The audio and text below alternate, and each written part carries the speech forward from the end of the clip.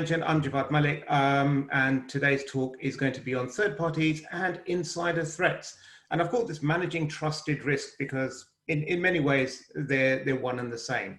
And we'll get into that. So I work for a company called KnowBe4. We're the world's most popular integrated security awareness and phishing platform, simulated phishing platform, founded in 2010, growing really fast. If you see all the orange pins around the globe, that's where we have offices. In the UK, we have 3 offices, well, 3 locations, which are currently empty because everyone's working from home. But we have a space in Reading, in Leicester, and in York. We also have our own in-house media company, which we acquired last year called Twist and Shout. And they've been making security awareness videos for many years. And we thought, this is the best content in the planet, so why don't we just acquire them? In the UK, we have over 30 employees and 1,000 customers. And we won many awards, but one of the most popular, the ones I'm most proud of is at the Cannes Corporate Media and TV Award, where we won a silver dolphin, and that was for one of the KnowBe4 produced series, Twist and Shout produced series. Anyway, that's me. Yeah, you can ask me later if you want to find out more. So let's talk about an insider threat. And so I used to be an analyst once upon a time. And so I like trying to define things. So I broke it out into the 2 words, insider. So what's an insider? An insider is any individual with legitimate access within the corporate perimeter, access to the assets.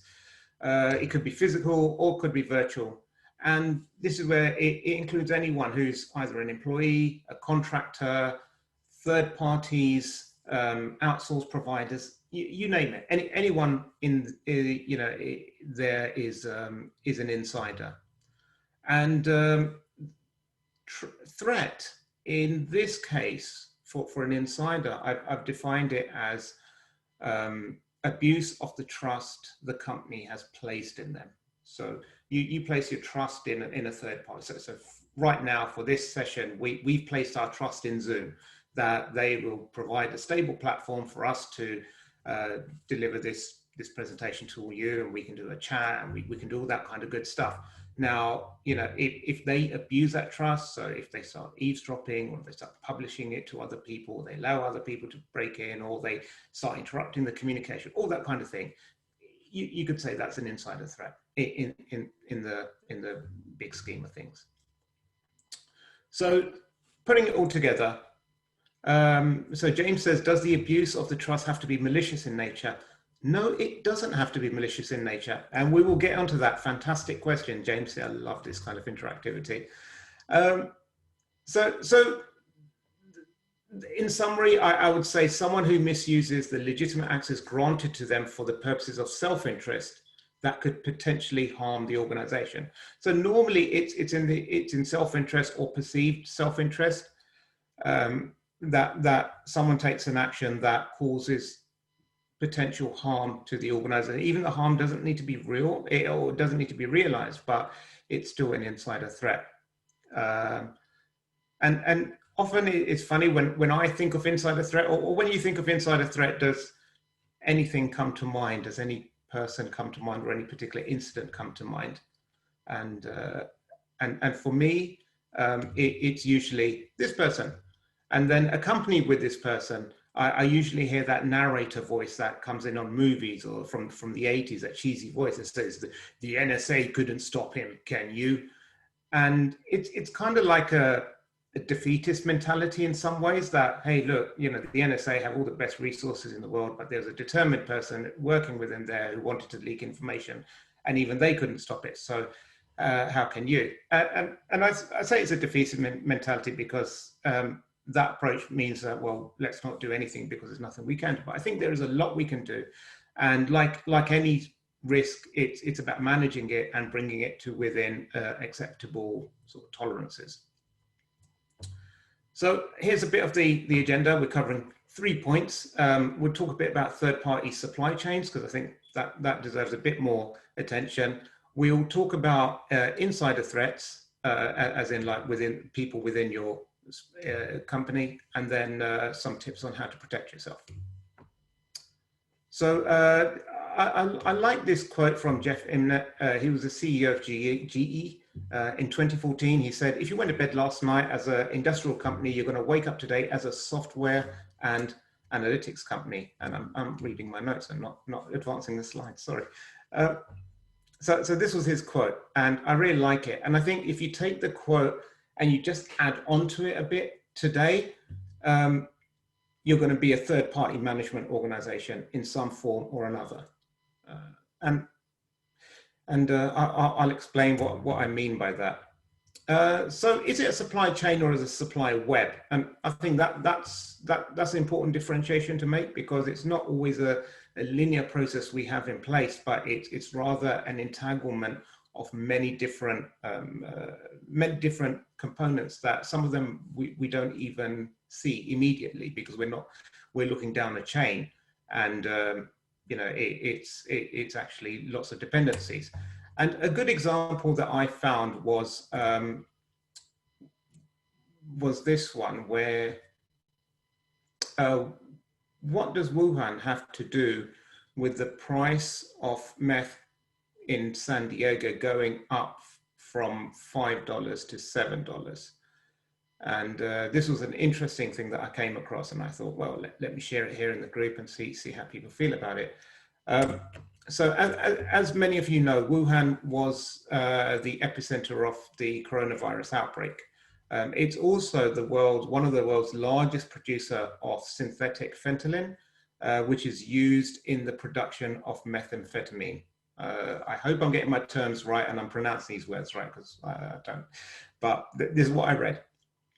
Because of the coronavirus outbreak, the whole town went into lockdown. So all the factories went into shutdown, although some of the enterprising individuals, they could still manufacture it from their home. But even when they could manufacture it from their kitchens in their home, cargo planes were all grounded, flying out of China. This was important because they were the major suppliers to cartels in Mexico. So the cartels in Mexico, they produce meth and they sell it. They found it far cheaper to import it from China, like nearly every good out there, the synthetic version. So they were getting their supply dried up. On top of that, the border was shut down between Mexico and the US.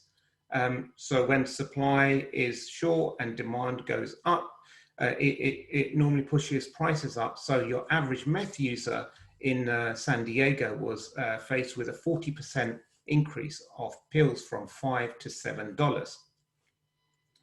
And this is what I mean by a supply web, is that, you know, the buyer in San Diego, they can only see who their supplier is. They're not really even aware of all the dependencies in the back end. So as organizations, sometimes we only see that this one company is providing us something, but we don't see, or sometimes we don't look deep enough as to what they are dependent on.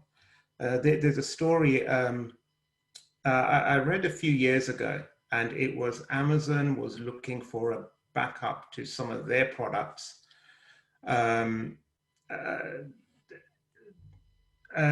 Where they needed to back up some of their products not on Amazon services. So they went around, they'd done some due diligence, and they found a company that they could back up their services to. And they were about to pull the trigger on that. And then they found out that that company was actually using AWS to back up all of their customers' data anyway. So it was just a massive circle. So I think it's worthwhile digging into, digging into what all the relationships are and trying to just understand them and bring them to light. McDonald's is another organization which I think, the reason I bring up McDonald's is a friend of mine, he knows someone who is CIO for a drinks company. And he asked him, you're the CIO, what's your job? And his response was, my job is to help the company sell more beer. And I love that quote, because I think it just boils down the essence of insecurity. Sometimes we're tied up in like, we're here to secure the company.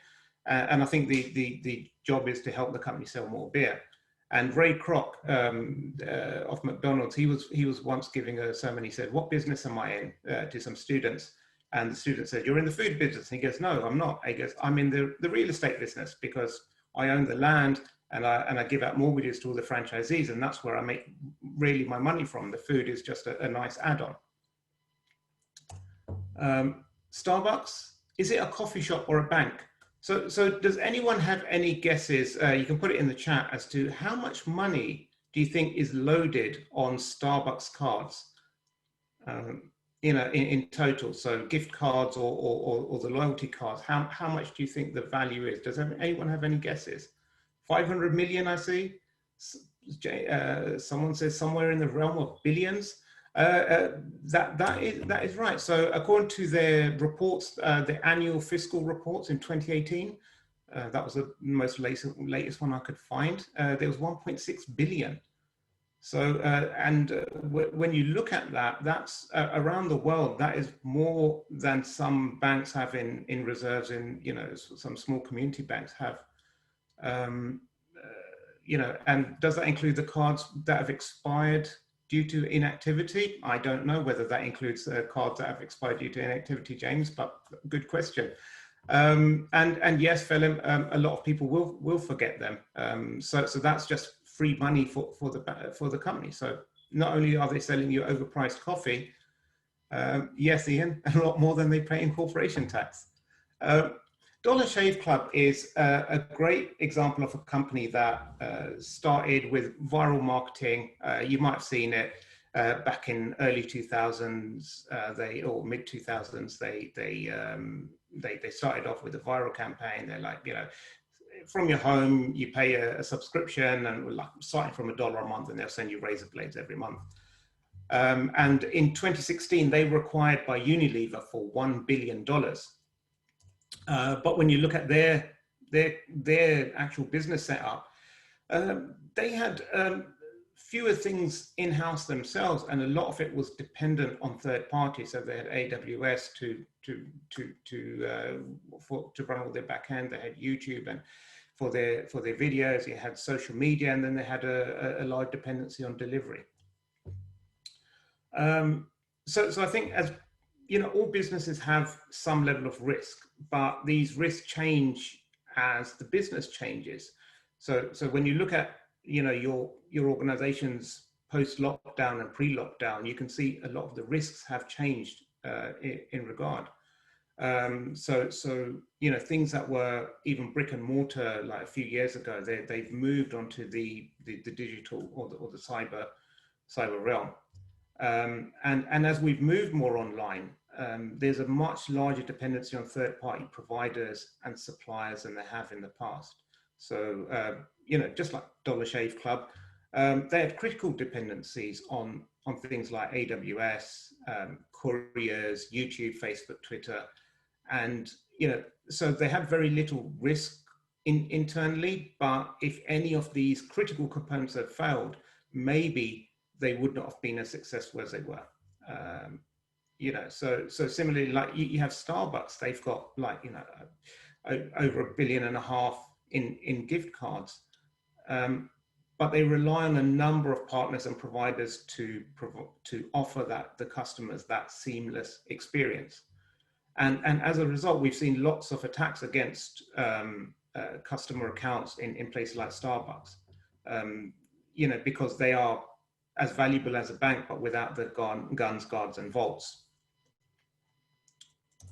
So some considerations at this point are, especially if you're like a MSS and you want to have this conversation with your customers, like, do you have a single repository of all your third parties? Do you know all your third parties, who you deal with at first and second step?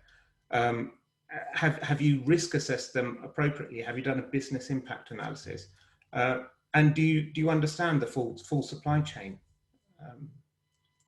And after these questions, the considerations for each of those are like, what would happen if one of these third parties went out of business? What if it got acquired? What if they suddenly increase their prices even by 10% and that wiped out your margins or the profitability of you using that? What if they're based in a country abroad and suddenly there's some political change and you were banned from doing business with them? What if they were breached and they then started either communicating with your customers information that wasn't correct, or what about if they started placing orders that weren't legitimate? And there are other things to consider on this, like Haley says, what about real-time third-party intel? Once onboarded, fine, but then what can we do? And I think absolutely this is like an ongoing concern. You need to be actively monitoring, and there are some techniques you can use for this, but I think if you consider your third parties almost like your employees, where you have to have an ongoing relationship with them and you have to have those reminders in place and you have to keep an eye on them and monitor the health, then that's that will help reduce the risk. And this is the point where, having some plan, even if it's a week plan, even if it's we're going to pick up the phone and speak to someone every 3 months or something like that, that's better than they're not doing nothing, because otherwise then your strategy just looks a bit like this, oh no. So moving on to slightly insider threats, and I think there are 3 types of insiders that when we look at the risks, and they are like your non-malicious insiders, your malicious insiders, and your compromised insiders. And what they are, the non-malicious is someone that does something that could harm or could not harm. It's something that's not very good security practice. But they didn't mean it. They thought they were doing something right, and they were just trying to get their job done. They were trying to meet the deadlines, and so they're not malicious, but they've done something that wasn't right. So maybe they emailed themselves work to their personal email address. There's a malicious insider, which is very much like their intent is there, and they've gone out and done something bad. And then there's a compromised insider where, say someone's taken over their account, or, they've been phished, and then someone else is masquerading as your insider, which is just as dangerous as an insider, because for all intents and purposes, you're seeing them as a valid account. This is kind of like the intent harm matrix that I came up with. Haven't copyrighted it yet, but that's maybe something I should do. But so along the y-axis, you've got the intent. So at the top, you've got pure malicious intent, and at the bottom, it's non-malicious intent. And then you've got harm, which is like negligible all the way to severe. So for example, you have something like shadow IT. Someone procures a SaaS application so that they can share, data with with colleagues or a project, and this was the easiest way they could do it. But it's not an approved solution. There's no assessment of security. It could be really weak security. It could be something that's exposed where anyone with a URL can access it. But they're trying to get their job done. So in this case, we put it at the bottom of lower down in the maliciousness, because they were just trying to do their job. They were just not very smart about it. But if they were breached, it's, I just put it slightly right. It's not an exact science. It's just for visualization, I suppose. Maybe you'd put it further to the right or less to the right. But, there is an impact there. And similarly, you can kind of like then start plotting out all your different insider threat scenarios in some way, shape or form using this. And the size of the bubble here, you'll see some are larger than others, is to indicate the likelihood of something like that occurring. So espionage is something that's malicious in nature, and it can be very severe to your company, but the likelihood of that happening versus a disgruntled employee is a lot smaller, or, what have you. It depends on the nature of your business and what you're up to. But that's kind of like how I found the best way to visualize it.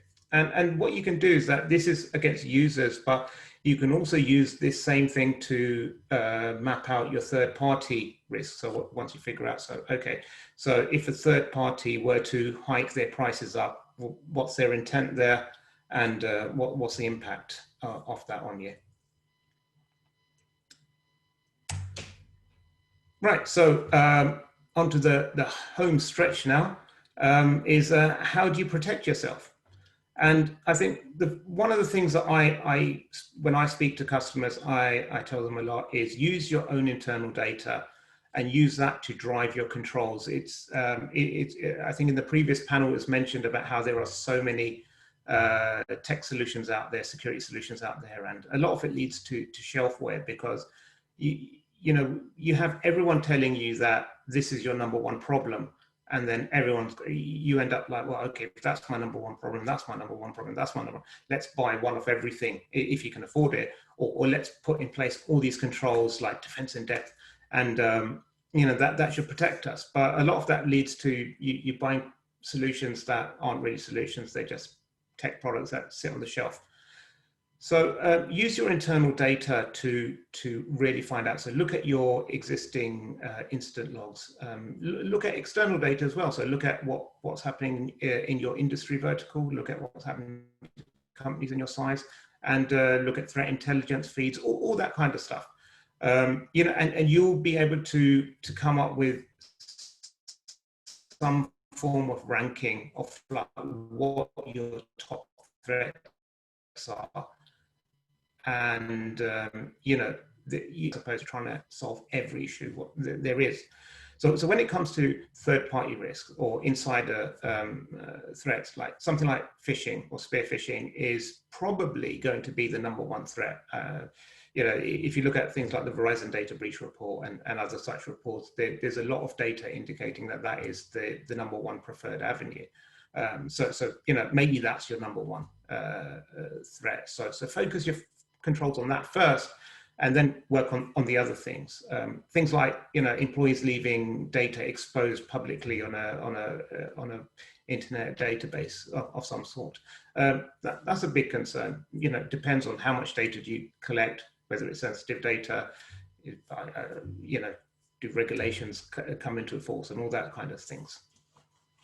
So this will help prioritize, and you get far better return on investment. And like anything in security, you're not going to be able to stop everything, but you're going to stop the majority of things and hopefully bring things under within risk appetite. It's all about priorities. And I just love this picture, so I just thought I'd throw it in there.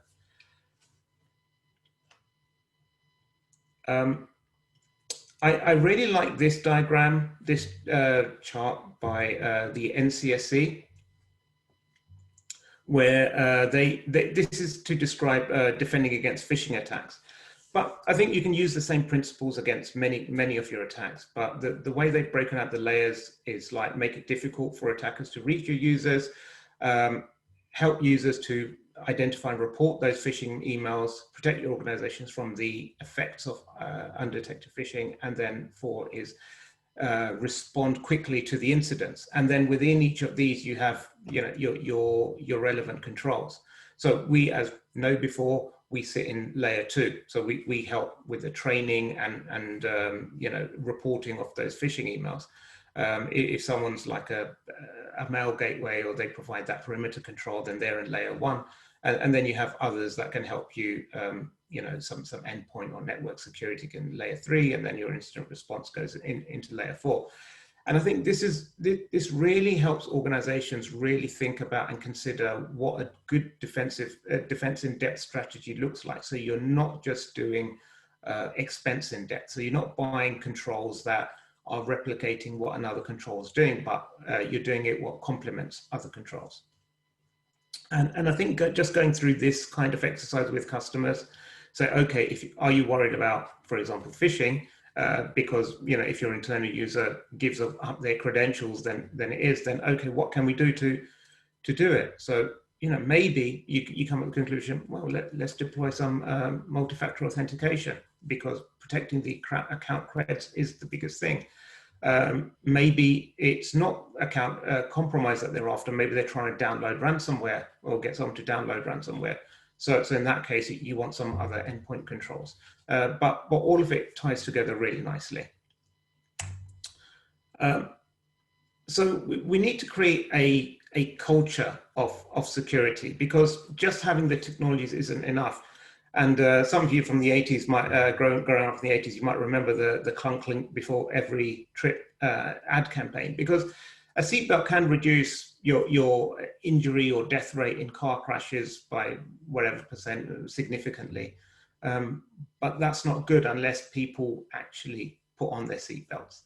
So I think we need to take the same approach in security, is that we have these fantastic technologies, and a lot of them are great. So, threat intelligence, for example, it's fantastic. It gives you really good insight, up to date, normally from good ones, easy to use. You can ingest them into systems, you can read them, use them in your exec dashboards. But if you're not using them, it's just like this feed that comes in that is just noise and no one really pays attention. It's, if you're not making use of it, it's pointless.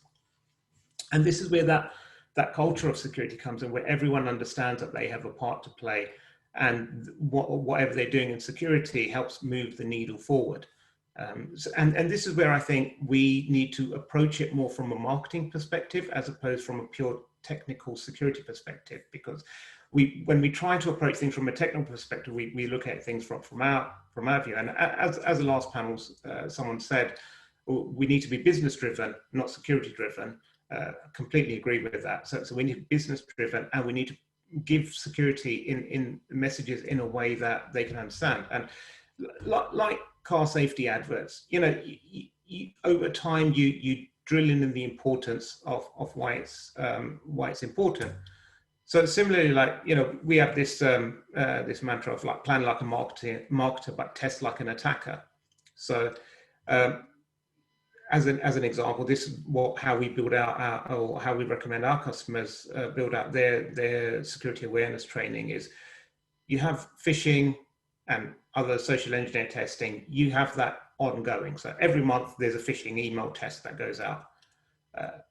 Then what you have is, some supporting messages coming across your channels from your executives, your line managers, your town halls, whatever that may be, and that's reinforcing that key message, whatever that one or two key messages might be for that quarter or that year that you're really trying to change the behaviors on. To support those, you have your learning management modules. To support those, you have newsletters that go out. To support those, then you have your digital signage, your posters that go up, and all that kind of good stuff. Maybe you have other things. Maybe you can push out screensavers, or you give out mouse mats with your key messages on it, whatever that may be. But the idea is, like, if you need to constantly remind people. Going back to a driving analogy again, it's if you pass your driving test and you've been driving for a number of years, then you're a good driver. Yeah, you know all the rules. You know how to be a safe driver. Yet what we have is we have constant reminders on the road. We have this, like, the speed limit is this. We have speed cameras up there to kind of enforce those. We have road markings telling you which lane to stay in. We have traffic lights and all those kinds of things, even though we're all very good drivers, we're competent drivers. So similarly, security needs to be addressed in the same way, because humans aren't computers. You can't just give it one instruction and say, hey, that's it, job done. You need to continuously reinforce it. And in many cases, it's about focusing on the behaviors and changing their behaviors. You're not trying to get them to necessarily understand everything. What they do is more important than what they know. I'd say that's a good way of saying it. So this is the approach we take at KnowBe4, and so we have, like, this methodology. Like, we do that baseline testing. We train the users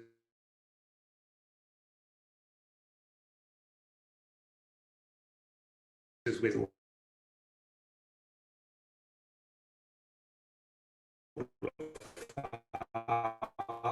awareness and material we then fish hard is real on AAs, that'll be down to 15%, and after a year that's probably down to below 5%. And you can treat your third parties in the same way, like, you know, remind them, have something built into your schedule of work, have something in your contract, like, okay, you know, we're good at saying, okay, every month or every quarter you're going to do a vulnerability scan or a pen test, but, you know, what are they going to do with that? How are they going to, you know, continually improve? How are they going to, you know, demonstrate their ongoing diligence to protecting yours and your customer data? The Inside Man is a series. This is what we won a Cannes Film Festival award for. It's a series. It's like Netflix. It's like, so there's like 5-6 minute episodes. They go on, and it's one way that we engage. And some takeaways for you all, because I think I'm on time. I see Phelim jump up on my screen. So you know, define what an insider threat means to you or your customer. If you're an MSS, define what that is, because it's such a broad term, and it's very easy to go and say you need to worry about insider threats. But, you know, find out what that is to you. Use your internal data to decide what your top threats are. Build that security culture. Have that incident response and exit strategy in place, and also get legal involved, especially with your third parties, so that you have a right to exit that relationship in a way that suits you, so that you can say, okay, we want to exit this relationship, and now you have to hand over our data, delete your data, not contact any of our customers. And I think phishing or social engineering as a whole will remain the number one thing. It has been for a while now, and it will continue to remain the threat. So start on that. Start on hardening your human element, and keep it to that. So with that, I'd like to thank you so much. There are a few things that popped up in the chat. I didn't get around to them, but we can maybe move on to that if we have time. But otherwise, thank you so much for attending. Thank you so much, Phelim, for inviting me again. I really love these events. I hope we can do in person again sometime soon. Yeah, no, well, thank you, Javvad, and you know, a big virtual round of applause. I found the clap icons again. This is great. There's so many different themes we could pull out. Haley asks about real-time third-party intel, and I think you then went on to touch on that. Tim talks about termination event in HR system, which is its own topic. And I think also you mentioned about supplier ransom, where perhaps they may not give back your data or release it, and there's that. You know, Atul says great talk. Thanks, Javvad. And Tim also says thanks very much. No, but this is really great stuff. What's next for you?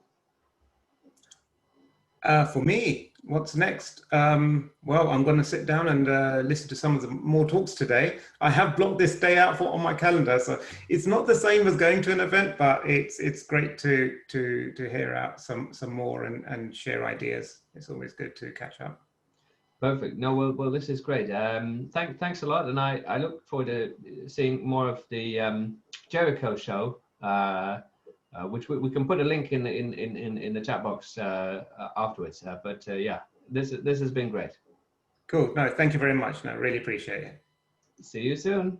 Yes. Bye. Thank you, and thank you to KnowBe4 for supporting this event and many others.